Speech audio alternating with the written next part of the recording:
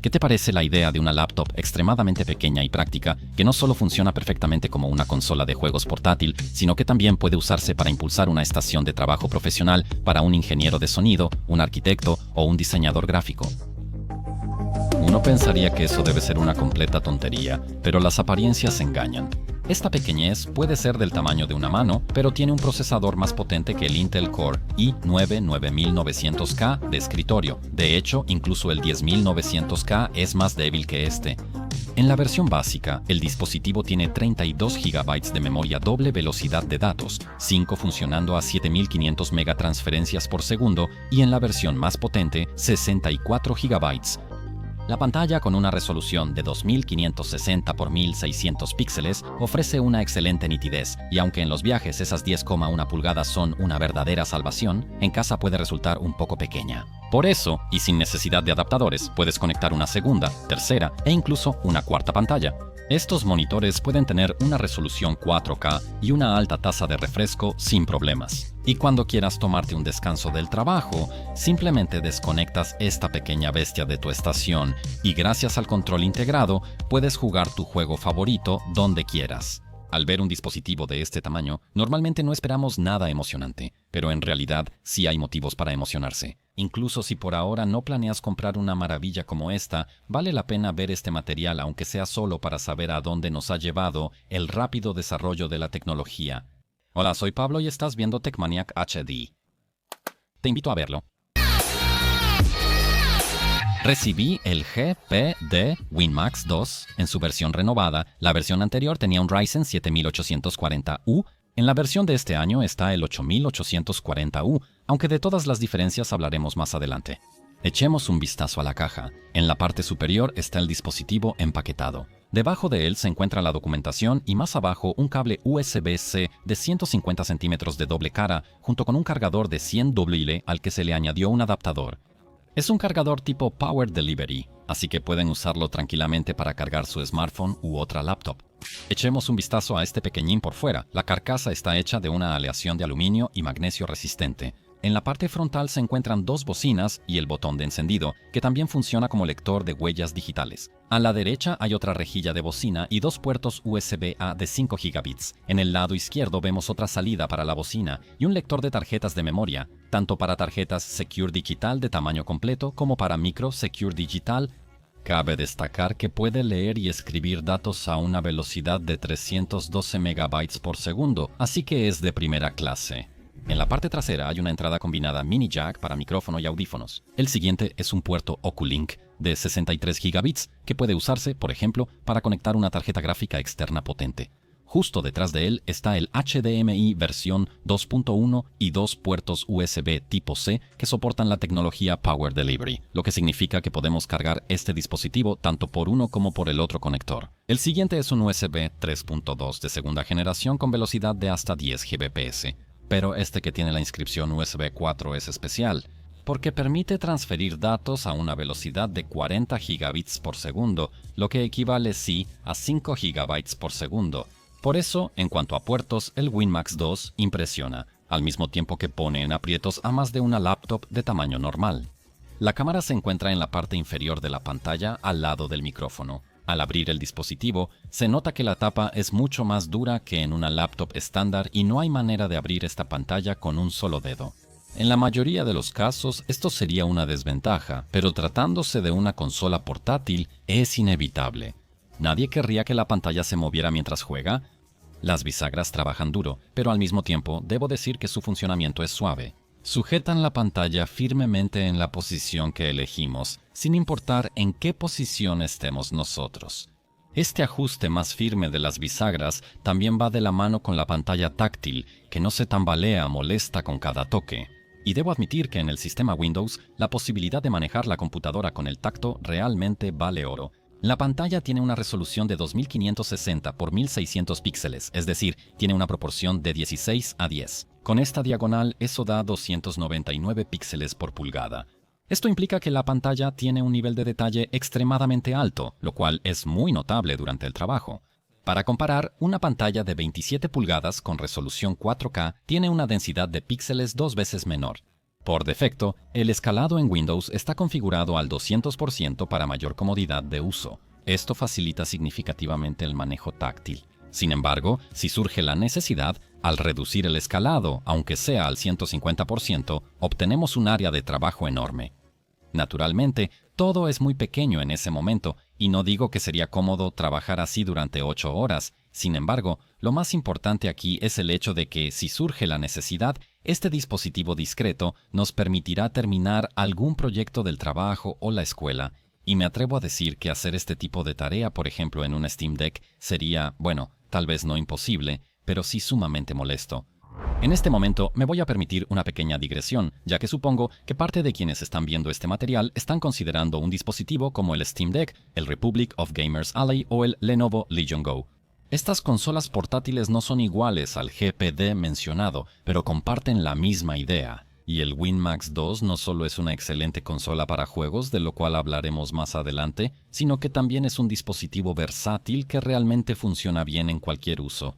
En las consolas portátiles mencionadas también podemos abrir un procesador de texto, revisar una hoja de Excel y responder correos electrónicos, aunque en una pantalla de 10 pulgadas esto es bastante soportable y totalmente posible.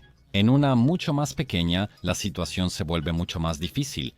Súmenle a eso el teclado en pantalla, que ocupa la mitad del espacio de trabajo y ya no dan ganas de hacer nada. Por supuesto, uno puede llevar siempre consigo un teclado externo adicional, pero con todo respeto. Va a ser molesto, todo ocupará más espacio de todos modos y sigue siendo una peor solución que lo que ofrece GPD, porque el punto fuerte de ese dispositivo es el teclado retroiluminado, en el que con gusto escribiríamos la biografía de nuestra vida o una novela de 3 tomos sobre los hobbits. Y eso es realmente sorprendente porque las teclas están distribuidas en un espacio tan pequeño. Además, están estrechadas horizontalmente, pero tras unos minutos escribiendo, uno se acostumbra sin problema. Me sorprendió lo agradable que es el funcionamiento de las teclas. Cada pulsación es muy satisfactoria.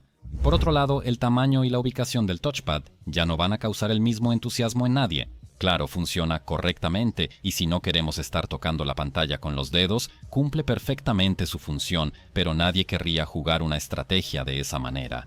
En cambio, soy un gran fan del control de juegos integrado. Es cierto que al principio parece ser al menos una solución muy extraña, aunque solo toma 15 minutos adaptarse a él. Los gatillos analógicos son agradables y ofrecen un rango de movimiento satisfactorio. Los botones Left Bumper y Right Bumper tienen un clic agradable y silencioso. El pad direccional y los botones de pulgar también son muy agradables. Sin embargo, en los 3 botones funcionales Select, Menú y Start se siente una ligera deficiencia, al menos en comparación con el resto. Hacen un clic agradable solo cuando los presionamos justo en el centro. En los lados como que se tambalean un poco, pero al final de cuentas no se usan tan seguido. No olvidemos los botones en la parte inferior del dispositivo. Al tomarlos en la mano, a menudo y sin querer los presionaba, lo cual al principio me irritaba un poco. Sin embargo, por defecto no tienen ninguna función asignada, pero si queremos, podemos asignarles cualquier función. Por ejemplo, puede ser para abrir el mapa más rápido, pausar o cualquier otra cosa que consideremos conveniente, pero lo más interesante para muchos serán las palancas analógicas. En términos tecnológicos, es de gama alta, ya que utilizan el efecto Hall. Esto nos brinda una precisión excelente y evita el fenómeno de drift, ese movimiento indeseado e incontrolado del análogo cuando el jugador no lo está tocando. Estas cosas pasan en los controles de Xbox, PlayStation, pero resulta que este problema también puede afectar al Steam Deck o al Republic of Gamers Ally. En GPD, teóricamente, no hay nada de qué preocuparse. De hecho, la precisión es importante, pero como pueden ver, son más cortos que los análogos de un control normal o de las consolas portátiles de la competencia. También tuvieron que ser colocados en hendiduras, y cuando pasamos de un control normal al WinMax 2, tenemos la sensación, tengo que admitirlo, de un downgrade. Sí, un gamepad normal es más cómodo, pero de nuevo, es algo que después de unos minutos de juego deja de importarnos por completo. Justo al lado del touchpad hay un interruptor que cambia la función de la sección del control a una sección que favorece todas las tareas relacionadas con la productividad. El stick analógico derecho controla el cursor. Si trabajas mucho con texto, apreciarás el hecho de que los botones asumen el papel de las teclas direccionales, las llamadas flechas, lo que facilita hacer todo tipo de correcciones y ajustes. Por otro lado, el pad direccional se convierte en los botones Page Up, Page Down, Home y End. Un dato muy interesante. Por su parte, WinMax 2 todavía tiene un as bajo la manga, o mejor dicho, diría que tiene 2 ases. son placas metálicas unidas magnéticamente, ocultas en la parte inferior trasera del dispositivo. Estas sirven para cubrir la sección del gamepad. De esta manera, el dispositivo ya no parece tanto una consola y se adapta mejor a un entorno de oficina o escolar. En mi opinión, ya realmente da igual si se ve más profesional o no, pero la ventaja de esta solución, al menos para mí, es que transportar el dispositivo se vuelve mucho más cómodo. Como pueden ver, el teclado ocupa la mayor parte del espacio. Tampoco queremos apretar el control cuando levantamos el dispositivo. Poner las cubiertas elimina completamente ese problema. De verdad, en mi opinión es una idea súper buena. En Internet hay muchas opiniones de que el dispositivo, al menos comparado con otras consolas portátiles, es enorme y súper pesado, que no se puede sostener en las manos. El problema es que esos comentarios vienen de personas que nunca han tenido el dispositivo en sus manos, así que no sé si es una tontería de Internet o si las preocupaciones realmente están justificadas. El Steam Deck diodo orgánico de emisión de luz pesa 640 gramos, el GPD apenas supera 1 kilo y en mi opinión no hace ninguna diferencia. Intenta mantener las manos en esa posición durante 2 horas, sí, solo las manos, sin ningún dispositivo. Es obvio que después de un rato en esa posición se siente cansancio, y si alguien intenta decirme que pueden estar así con el Steam Deck, pero que con el GPD ya no podrían, pues lo siento, pero eso es una tontería total. Si la silla tiene reposabrazos, los usaremos sin importar el dispositivo. Si tenemos una mesa enfrente, también la usaremos. Es curioso que, estando acostado en la cama con el Steam Deck, me cansaba más que estando acostado con el GPD. Y esto es por una razón simple, porque la base del dispositivo la podemos apoyar cómodamente en la pancita, lo que de inmediato lo hace más cómodo. Pero, sentado en el sofá, a menudo me daba cuenta de que tomaba 1 o 2 almohadas para apoyarme, pero hacía exactamente lo mismo con el Steam Deck, así que no puedo estar de acuerdo en que la comodidad de jugar en el GPD sea realmente peor. Es diferente, sí, pero no diría en absoluto que sea peor. Si a eso le sumamos la enorme diferencia en tamaño y resolución de pantalla, resulta que si le das ambos dispositivos a varias personas para probar, es muy posible que una buena parte prefiera el GPD, aunque eso depende de cómo te sientes o te recuestas con él. Es verdad que los laterales del GPD son muy resbaladizos. Si sostenemos el dispositivo apuntando un poco hacia arriba, el agarre puede deslizarse. Supongo que agregar esos grips especiales mejoraría mucho la situación, pero aún no los he pedido ni probado. Si acaso, pondré el enlace en la descripción. En cuanto a la calidad de fabricación, no tengo quejas. Todo es sólido, sin crujidos ni rechinidos. La parte inferior, la tapa de la pantalla y el teclado no se hunden al presionarlos. Ya he hablado mucho sobre la construcción y la comodidad, pero ¿qué hay en el interior? El dispositivo probado cuenta con 32 GB de memoria RAM.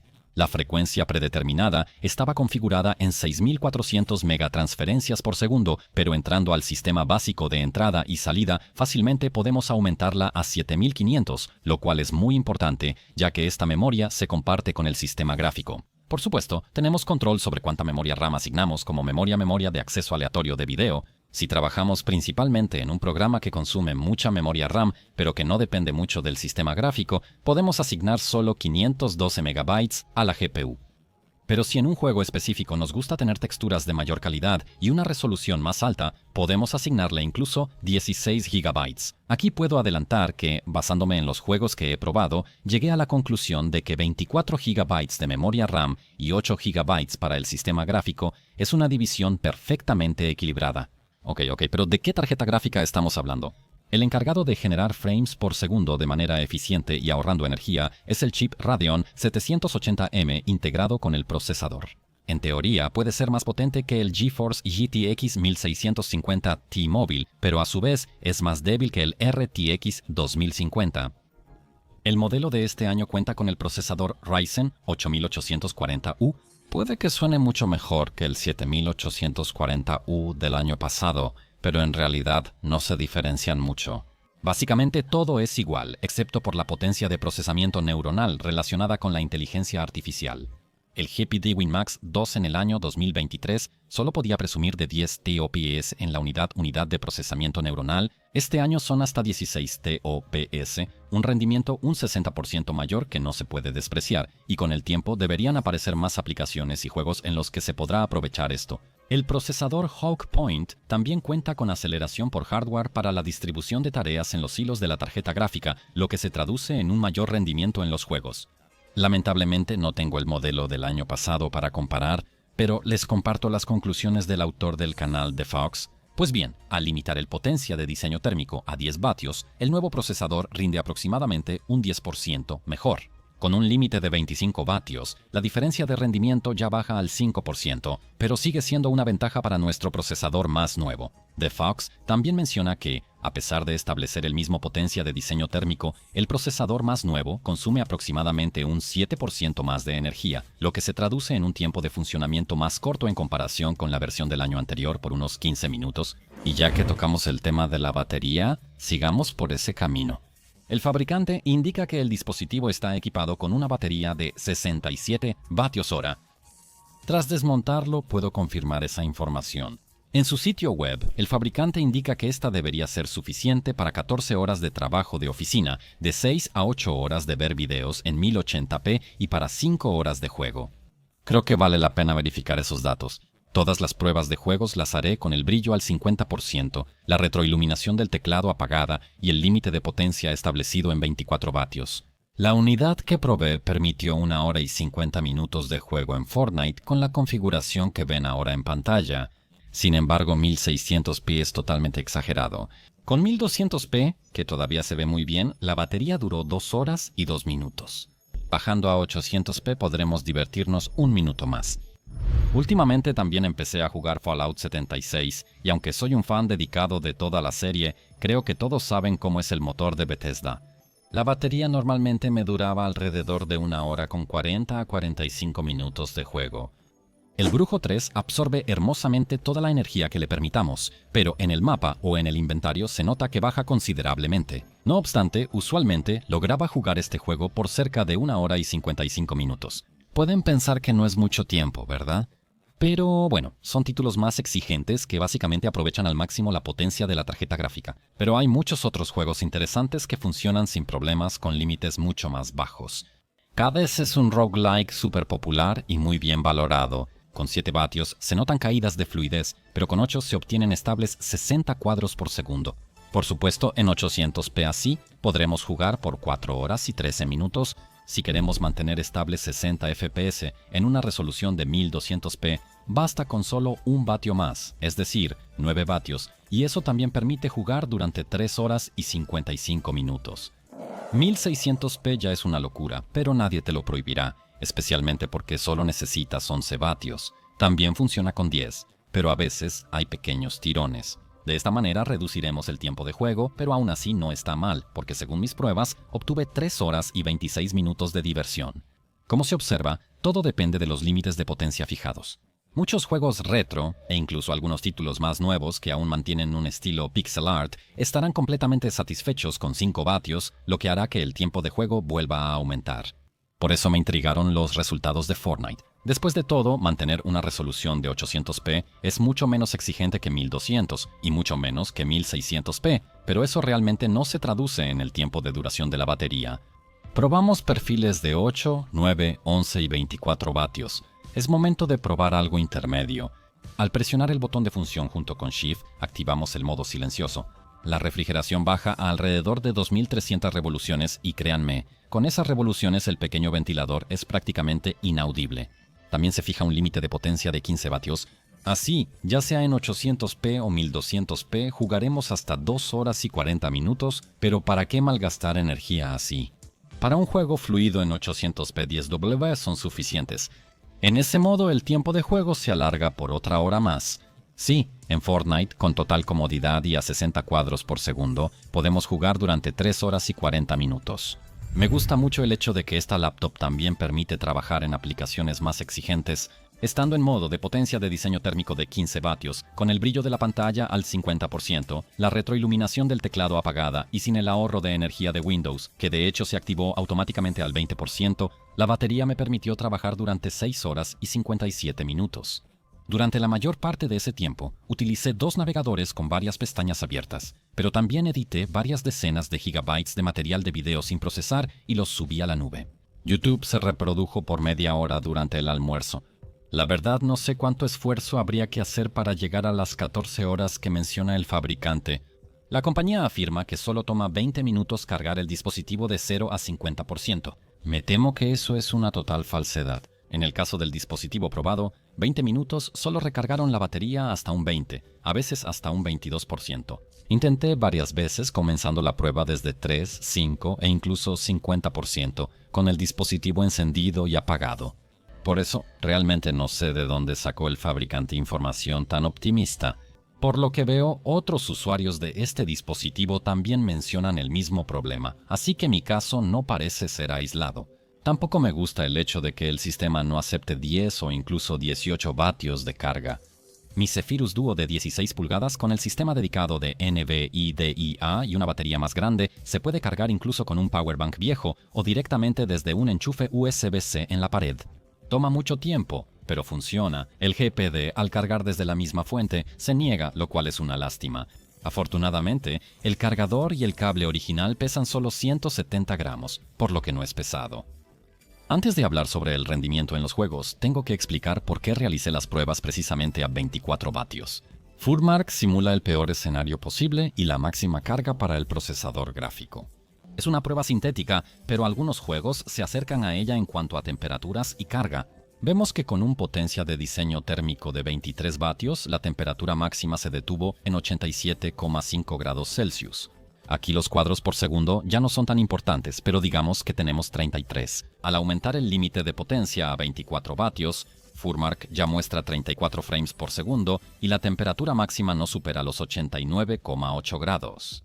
25 vatios es como el límite del throttling. En cuanto a frames por segundo, no hay cambios, sigue en 34, pero el sistema oscila alrededor de 94,5 grados en una habitación donde la temperatura es de 23 grados. Sin embargo, realicé las pruebas en verano y justo después de cerrar la ventana, observamos que la temperatura alcanza hasta 95,2 grados junto con una caída en los fotogramas por segundo. Por eso el siguiente perfil de 28 vatios tiene aún menos sentido. La temperatura rápidamente se acerca a 96 grados, por lo que el throttling toma el control y reduce considerablemente la potencia. A veces son 28, a veces 24 y la tasa de cuadros ya es totalmente inestable. Sabemos algo, pero verifiquemos estos hallazgos con un título jugable. Cyberpunk 2077 en el ajuste preparado para Steam Deck, pero como queremos ver dónde está el límite, haré la prueba de rendimiento en resolución nativa. Vemos que el rendimiento a 24 vatios es mayor que a 23. Parece bastante obvio. Sin embargo, el límite de 25 vatios, en lugar de aumentar de nuevo la cantidad de cuadros, ya provoca una ligera regresión. Es un fenómeno bastante interesante, ya que el sistema todavía tenía 7 grados antes de llegar a la temperatura crítica. Sin embargo, fíjense que el reloj promedio del procesador fue de 2979 MHz, y si comparamos ese valor con el resultado de la prueba en el perfil de 24 vatios, notaremos que ahí ya tenía 3027 MHz. La diferencia parece marginal, pero aún así afectó los frames por segundo de una u otra forma. En condiciones normales, una diferencia tan pequeña ni siquiera se las mencionaría, pero aquí me interesaba encontrar un perfil ideal que ofreciera el máximo rendimiento sin convertir esa energía extra en calor innecesario. Al final, es un dispositivo que funciona con batería y hasta un solo vatio puede significar varios minutos más de uso. Por eso, si les gusta cómo hago mis materiales y la precisión con la que realizo las pruebas, recuerden dejar un like táctico y un comentario aquí abajo. Sobre los otros dos resultados, el perfil de 28 vatios es un poco peor que el de 23 vatios. Parece que no tiene sentido, pero si les muestro que con 28 vatios la temperatura llegaba a 95 grados, entenderán que ocurría throttling, cortando la potencia cada cierto tiempo. Con 30 vatios todo se va cuesta abajo rápidamente.